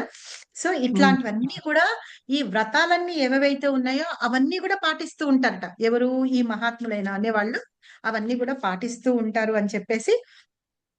అయితే ఆ, పాటిస్తూ ఉంటారట. ఇంకా భగవంతుని యొక్క ధామాలు ఏవైతే ఉంటాయో వాటన్నిటి కూడా వాళ్ళు వెళ్తూ ఉంటారు అని చెప్పేసి చెప్తున్నారు. ఇలా మన ఆచార్యులు అంటే ఆచార్యులు ఎవరైతే చెప్పారో, నియమాలు చెప్పారో ఆ నియమాలన్నిటినీ వీళ్ళు కఠినంగా అంటే కంపల్సరీగా పాటిస్తూ శ్రద్ధగా భగవంతుని యొక్క సేవ అనేది చేస్తూ ఉంటారనమాట. అలా చేసినప్పుడు వీళ్ళ కోరికలు ఏమైతే ఉన్నాయో అంటే భగవంతుని పొందాలి అన్న కోరిక ఏదైతే ఉందో ఆ ఫలితాన్ని వాళ్ళు పొందగలుగుతారు అని చెప్తున్నారు. లాస్ట్ పారాగ్రాఫ్ చదవండి. హరిబోల్. నేను ఎవరు చదవనా చదవరా? మాతాజీ? నేను చదవనా? చదవనా మాతాజీ? ఈ అధ్యాయం చదవండి. 2వ శ్లోకంలో వర్ణించబడినట్లు భక్తియుక్త సేవ సులభమే కాకుండా ఆనందంతో కూడా ఆచరింప సాధ్యమైనట్టిది. కనుక మానవుడు కఠినమైన తపోనిష్టలను అవలంబింప అవసరం లేదు. కనుక మానవుడు తాను బ్రహ్మచర్య గృహస్థ వానప్రస్థ సన్యాసాశ్రమంలో దేని అందున్నను ఏ స్థితి అందున్నను ప్రపంచంలో ఎక్కడ నివసించుచున్నను కేవలము అనుభవజ్ఞులైన ఆధ్యాత్మికాచార్యుని పర్యవేక్షణ దేవాది దేవునకు భక్తియుక్త సేవను నడుచుచు భక్తితో కూడిన జీవితంను గడపవచ్చును. ఈ విధంగా అతడు నిజమైన మహాత్ముడు కావచ్చును. సులభంగా ఈ రకంగా. ఓకే. సో ఇక్కడ ఏమని చెప్పారంటే భక్తి అనేది చేసేది చాలా ఆనందం ఇస్తుంది అని. సెకండ్ శ్లోకంలో చెప్పారు కదా, రాజవిద్య రాజగుహ్యం అని. ఆ శ్లోకంలో ఒకటి ఉంది, సుసుఖం కర్తం అవ్యయం. ఆనందం అనుభవిస్తాం అనమాట. చాలా సుఖంగా ఉంటుంది, ఈజీగా కూడా ఉంటుంది. ఇలాగా మనం చేసి చూస్తే గనక తెలుస్తుంది అనమాట. సో ఇందులో 7 లక్షణాలు అని చెప్పాము. ఈ జ్ఞానం యొక్క లక్షణాలు 7 అని చెప్పాము. వాటిల్లో ఒకటి ఇది సుసుఖం కర్తం అవ్యయం. అలాగా మనము సులభమే కాకుండా చాలా ఆనందాన్ని కూడా ఇస్తూ ఉంటుంది అనమాట. చాలా మంది ఏంటంటే డబ్బు కోసం వాళ్ళు అంటే ప్రయాసపడుతూ ఉంటారనమాట. కానీ మనకి ఇక్కడ శ్రీల ప్రభుపాద ఏం చెప్పారంటే, అందరూ వెళ్ళి దేహి అని చెప్పి అడగడానికి వెళ్తూ ఉంటారు కదా, కానీ కృష్ణ భక్తులట దేనికోసం వెళ్తారట, వాళ్ళకి జ్ఞానాన్ని ఇవ్వడానికి, వాళ్ళకి కృష్ణుణ్ణి దగ్గర చేయడానికి వెళ్తూ ఉంటారట. అలాంటి పనులు చేస్తూ ఉంటారు. ఇంకా ఏంటంటే భగవంతుడి నామాన్ని వాళ్ళకి పంచిపెట్టడానికి వెళ్తూ ఉంటారనమాట. ఇంకా వీళ్ళు ఏం చేస్తారట, అవ్యర్థ కాలత్వం అంటే టైం ని వృధా చెయ్యరనమాట. ఎంత టైం ఉంటే అంత టైము భగవంతుని సేవలోను, భగవంతుని ధ్యానంలోను, ఆయన యొక్క నామ గుణ లీలల్ని కీర్తించడంలోనే వాళ్ళు చేస్తూ ఉంటారట.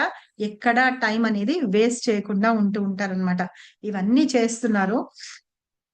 అలాంటి వాళ్ళని మహాత్మా అని అంటారు అని.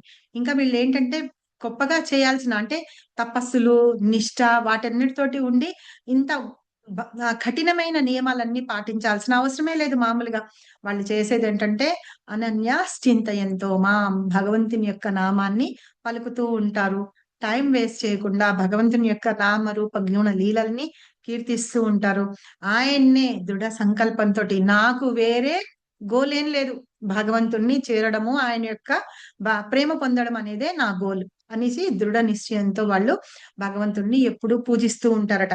వాళ్ళు ఏ ఆశ్రమంలో ఉన్నా సరే, గృహస్థాశ్రమంలో ఉన్నా, వానప్రస్థంలో ఉన్నా, సన్యాసాశ్రమంలో ఉన్నా, ఎలాంటి పరిస్థితుల్లో ఉన్నా, ఎక్కడ ఉన్నా సరే, అంటే ఇప్పుడు నేను మా ఇంట్లో ఉంటేనే నేను భక్తి చేస్తాను, నేను బయటకు ఎక్కడికన్నా వెళ్తే భక్తి చేయనని కాదు. నేను వేరే చోటకి వెళ్ళినా సరే పొద్దున్నే లేస్తాను, నేను భగవంతుడి నామాన్ని జపిస్తూ ఉంటాను, భగవంతుని ప్రసాదమే తింటాను అనమాట. సరే, దేశ కాల పరిస్థితులు ఏవి మారినా సరే నేను భగవంతుని యొక్క పూజ చేస్తాను. అలా చేసే వాళ్ళే నిజమైన మహాత్ములుట. మామూలుగా మనం చాలా మంది ఉన్నారు యుఎస్ వెళ్ళే వాళ్ళు, చేసేవాళ్ళు. వెళ్ళి వస్తే గనక మనకి పగలు, వాళ్ళకి రాత్రి మనకి పగలు.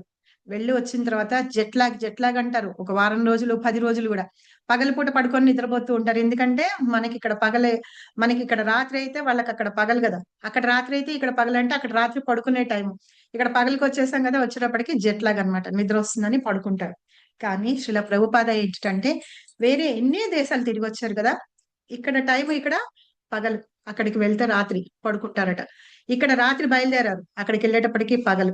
అక్కడ టైం ప్రకారం 4:30కి మామూలుగా లేచి మంగళారతి ఇవ్వాలి, మళ్ళీ చేయాలి. అంత ఏజ్ అంటే వెళ్ళేటప్పుడే మామూలుగా పాశ్చాత్య దేశాలకు వెళ్ళినప్పుడే శ్రీల ప్రభుపాదకి 70 ఏళ్ళు. అలా వెళ్ళిన తర్వాత కూడా ఏంటంటే ఆయన మొత్తం తను ఈ జెట్ లాగ్లు అలాంటివన్నీ ఏమీ లేకుండా భక్తి అనేది ఏ టైం ప్రకారం ఆ టైం చేస్తూ ఉండేవారట. సో అలాగా చేయడం అన్నమాట. అదే ఇక్కడ అర్థం చెప్తున్నారు.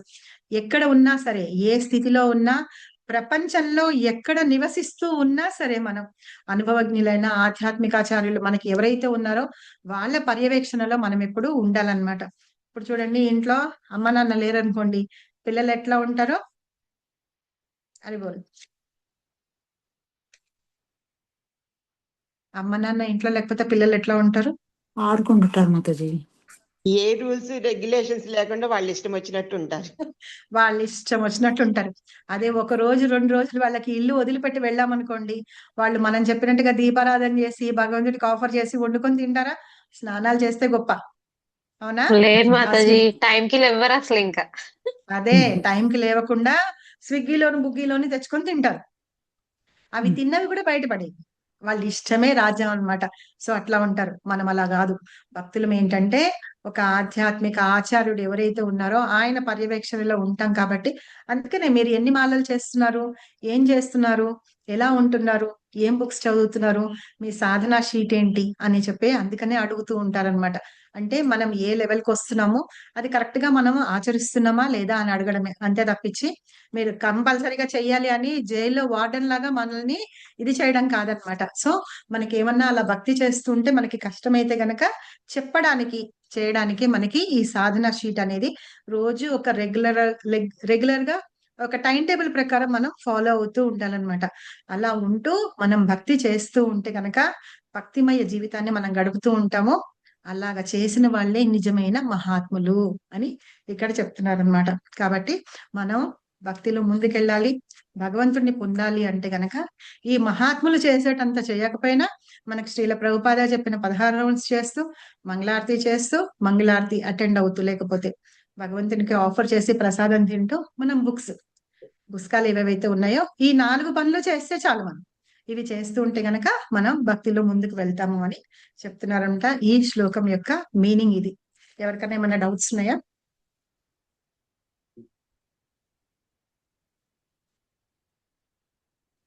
హరి బోల్. ఎవరికైనా మాతాజీ, ఎక్కడైనా అర్థం ఇప్పుడు కాలేదా? మీరు ఈ మంగళారతి చేస్తూ అటెండ్ అవ్వడం అంటే ఏంటి మాతాజీ? మనం అటెండ్ అవ్వడం అంటే నార్మల్ గా ఇంట్లో పెట్టుకోవడం మాయా దాన్ని చూడొచ్చు అలాగా, ఒకవేళ వీలు కానప్పుడు.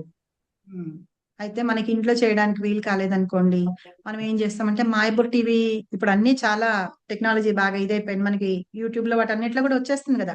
మీరు మాయాపూర్ టీవీ దాన్ని మీరు అక్కడ సబ్స్క్రైబ్ చేసి కొట్టారంటే చాలు, అక్కడ మాయాపూర్ లో జరిగేవన్నీ లైన్ గా వచ్చేస్తూ ఉంటాయి. మీరు అక్కడ మంగళారతి చూస్తే చాలు. సరేనా?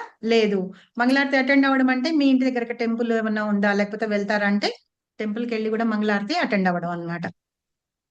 సరేనా? అలా ఓకే కూడా మాతాజీ. చేయొచ్చు. అంటే మనం ఇప్పుడు మనం మీరు ఎలా అంటే దాన్ని ఇంకా శ్రవణం అంటారు కదా, అలా అదే టైప్ కదా మాతాజీ. కొద్దిగా ఇది మనం శ్రవణం అన్నట్టుగా ఉంది కదా, వినడము చూడడం వీలు కానప్పుడు. చూడడం, మంగళారతిని మాయ టీవీ దానిలో అటెండ్ అవ్వడం. హరే కృష్ణ టీవీలో కూడా ఒక్కొక్కప్పుడు పెడుతూ ఉంటారు, అలా చేయడం. లేదనుకోండి, మేము ఏం చేసేవాళ్ళం అంటే కోవిడ్ టైంలో ఏం చేసేవాళ్ళం, అంత గ్యాదరింగ్ అన్ని పనికిరాదు కదా. మా కాంగ్రిగేషన్ ఏదైతే ఉందో దానిలో ఎవరన్నా ఒకళ్ళు వెళ్ళి ఆ అంటే కృష్ణ ఉన్నారు అక్కడ, లడ్డు గోపాల్ వాళ్ళు ఉన్నారు, ఆయనకి ఆఫర్ చేసి వచ్చేవాళ్ళు. తర్వాత బయటకు కూడా వెళ్ళనీయకపోతుంటే లడ్డు గోపాల్ని తీసుకొచ్చి ఒకళ్ళ ఇంట్లో పెట్టుకొని రోజు వాళ్ళు కృష్ణకి అక్కడ ఆఫర్ చేసేవాళ్ళు అనమాట. అలాగా చేస్తూ ఉండేవాళ్ళు. అక్కడ తలుపు తాళం వేసేసాం, అంటే ఒక ఇల్లు లాగా ఉంది. ఆ ఇంట్లో మేము పెట్టుకొని మేమందరం ప్రతి శుక్రవారం కలిసేవాళ్ళం అనమాట. ఇప్పుడు అక్కడికి వెళ్తున్నాము, మనం ఎవరైనా టెంపుల్స్కి వెళ్ళలేం కదా. ఏం చేసేవాళ్ళం అంటే ఆ గ్రూప్ అంతా అంటే ఎవరి భక్తి వృక్ష ఎవరి దాని కింద ఉన్నారో వాళ్ళందరూ అన్నమాట. పొద్దున్నే లేచి మామూలుగా ఏంటంటే మంగళారతి అవి చేసుకోవాలన్నమాట. అంటే మరి పొద్దున్న 4:30 కంటే ఎవరు లేవలేరు కదా, అందుకని 6 o'clock అనమాట. 6 o'clock కి ఉండేది. అంటే ఒకళ్ళు ఆరతి ఇస్తారు, మంగళారతి చేస్తారు, ఒకళ్ళు నరసింహారతి చేస్తారు, ఒకళ్ళేమో తులసి ఆరతి చేస్తారు. అయితే మంగళారతి చేసినప్పుడు మంగళారతి వాళ్ళు పాడకుండా ఇంకొకళ్ళు కీర్తన చేస్తారు. అలాగే నరసింహారతి చేసినప్పుడు ఆరతి చేసే వాళ్ళు ఒకళ్ళు ఉంటారు, ఇంకొకళ్ళు కీర్తన చేసే వాళ్ళు ఉంటారు అనమాట. ఇప్పుడు మీరెవ్వరూ ఆన్ చేయరు వీడియోలు, పోనీ మీ పేర్లు చెప్దామంటే. సో నేను ఇప్పుడు మంగళారతి చేస్తున్నాను అనుకోండి, గీతాంజలి మాతాజీ ఆన్ చేశారు, గీతాంజలి మాతాజీ కీర్తన చేస్తారనమాట. నేను మ్యూట్ లో ఉంటాను, ఆరతి ఇస్తూ ఉంటాను, గీతాంజలి మాతాజీ కీర్తన చేస్తారు. సరేనా మాతాజీ? అట్లాగా. అలాగే ఇంకొకళ్ళు మళ్ళీ మీరే ఉన్నారు. ఇప్పుడు గీతాంజలి మాతాజీ నరసింహార్తి చేస్తున్నారు అనుకోండి, నేను కీర్తన చేస్తాను నరసింహార్తి. ఇప్పుడు మీరు మ్యూట్ లో ఎలా ఉన్నారో అలాగే ఉంటారు, మీరు ఆరతి ఇస్తూ ఉంటారు, నేను నరసింహార్తి కీర్తన చేస్తాను అనమాట. అలాగా చేసేవాళ్ళం. చేసి అందరం అయిన తర్వాత క్లాస్ ఉండేది, భాగవతం క్లాసు. అలాగా ఆన్లైన్ లో చేసుకోవడం అన్నమాట. అర్థమైందా? ఇప్పటికీ కూడా ఎవరు చెప్పారబ్బా, రాధానాథ్ స్వామి మహారాజు చెప్పారో ఎవరు చెప్పారో నాకు గుర్తులేదు. ఏంటిటంటే మనము బద్ధకం ఒక్కళ్ళం ఉన్నాం అనుకోండి, లేవచ్చులే, ఎవరు చూడట్లేదు కదా, ఎవరికి చెప్పాలి, పొద్దున్నే 4:30కి లేవకుండా 6ంటికి లేచి లేచాను ప్రభు, పొద్దున్నే చేసేసానని చివరికి ఏదో చేశాను చెప్పేయచ్చు కదా అని అలా అలా అనిపిస్తుందట. ఎందుకంటే మాయాదేవి మనల్ని అలా అట్రాక్ట్ చేస్తూ ఉంటుంట, అంటే పట్టుకొని మన చేత ఆ పనులన్నీ చేయిస్తూ ఉంటుంట. కానీ మనం మాయాదేవి వశంలో ఉండకూడదు అంటే ఏం చేయాలంటే ముగ్గురు నలుగురు కంటే ఎక్కువ ఉండదు. పొద్దున్నే మాతాజీ లేస్తారా, గీతాంజలి మాతాజీ లేచి, సపోజ్ నేను, స్వర్ణ మాతాజీ, గీతాంజలి మాతాజీ, ప్రసన్న మాతాజీ, మేము నలుగురం ఉన్నాం. ఏం చేస్తాను, నేను పొద్దున్నే 4:30కి లేచి స్వర్ణ మాతాజీకి నేను రింగ్ చేస్తా. ఓకే, స్వర్ణ మాతాజీ ఏం చేస్తారు, ఇమ్మీడియట్ గా గీతాంజలి మాతాజీకి రింగ్ చేస్తారు. గీతాంజలి మాతాజీ ఏమో ప్రసన్న మాతాజీకి రింగ్ చేస్తారు. ఓకే, ఒక రోజు. నెక్స్ట్ రోజు ఏంటి, స్వర్ణ మాతాజీ నాకు రింగ్ చేస్తారు, నేను గీతాంజలి మాతాజీకి చేస్తా, గీతాంజలి మాతాజీ ప్రసన్న మాతాజీకి చేస్తారు. అర్థమైందా?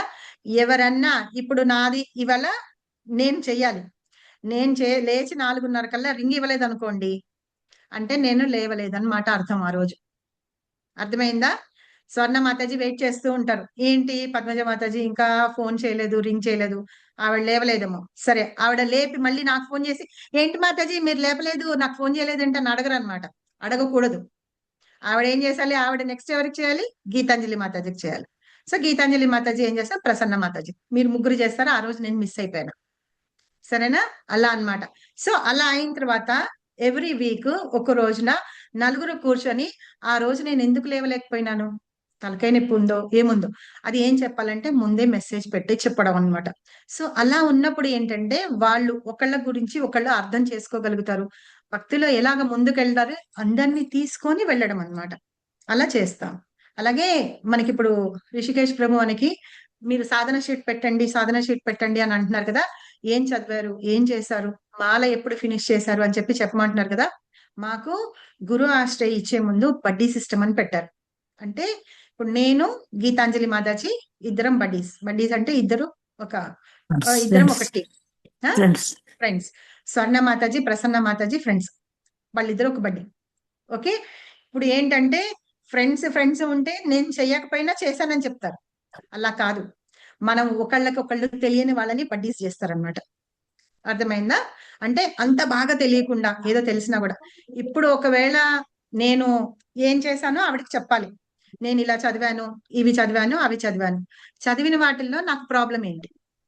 ఇప్పుడు నేను ఈ శ్లోకం చదివాను, మహాత్మ అంటే ఏంటి చదివాను, 9.13 చదివాను, నాకు అర్థం కాలేదు. అయితే నేను చెప్తానన్నమాట, ఆవిడకి చెప్పాలి. నేను డే మొత్తంలో ఏదో ఒక టైంలో నేను మనకి టైం ఫిక్స్ చేసుకొని ఒక అరగంట సేపు మాట్లాడుకోవడమో రాసుకోవడమో చెప్తాం. నాకు ఇవాళ నేను చేసిన సాధనలో ప్రాబ్లం ఏంటి, సరేనా? నేను ఇవాళ భగవద్గీతలో 9.13 చదివాను, కానీ నాకు అర్థం కాలేదు.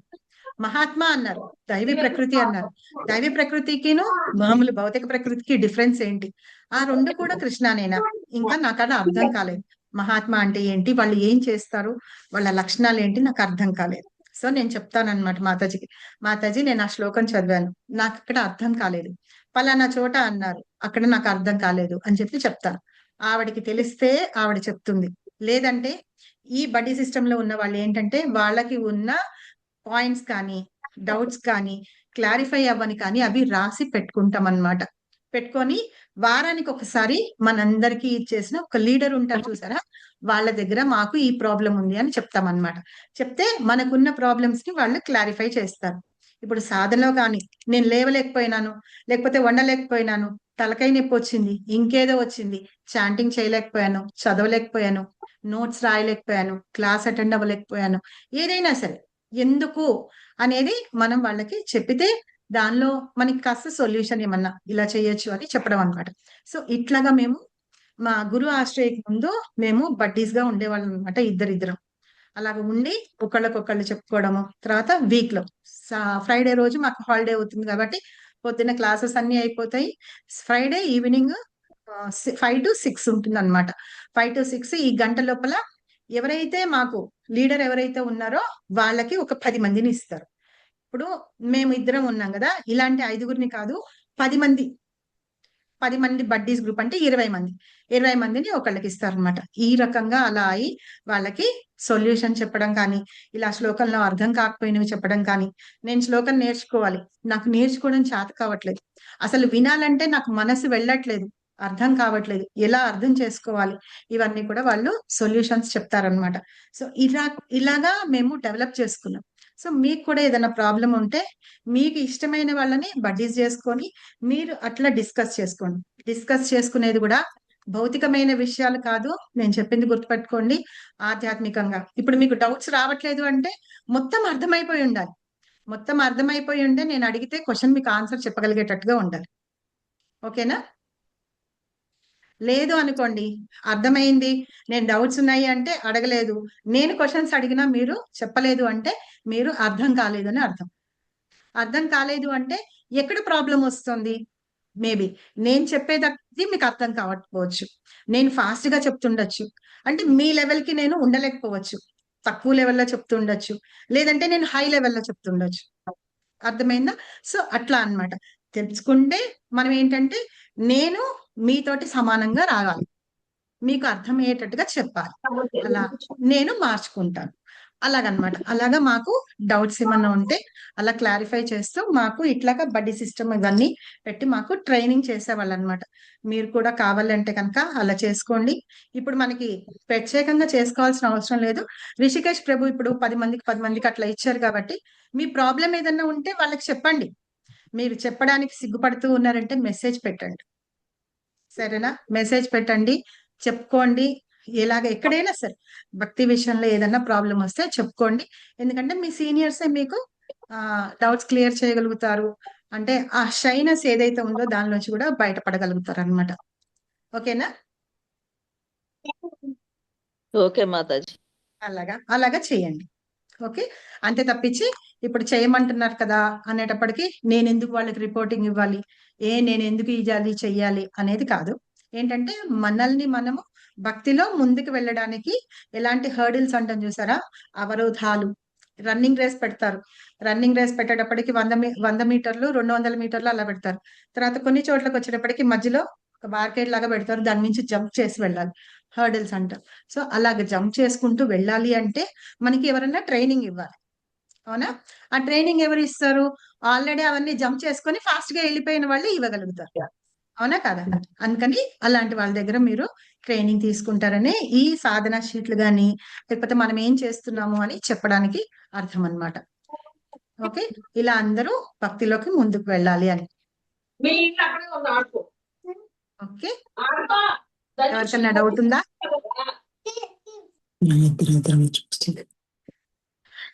నేను ఇప్పుడు చెప్పిన వాటిలో ఎవరికన్నా డౌట్స్ ఉన్నాయా? అసలు సెన్సిబుల్ గా ఉందా, లేకపోతే ఏంటి మాతాజీ ఇంత సోది కొడుతున్నారు అనిపిస్తుందా?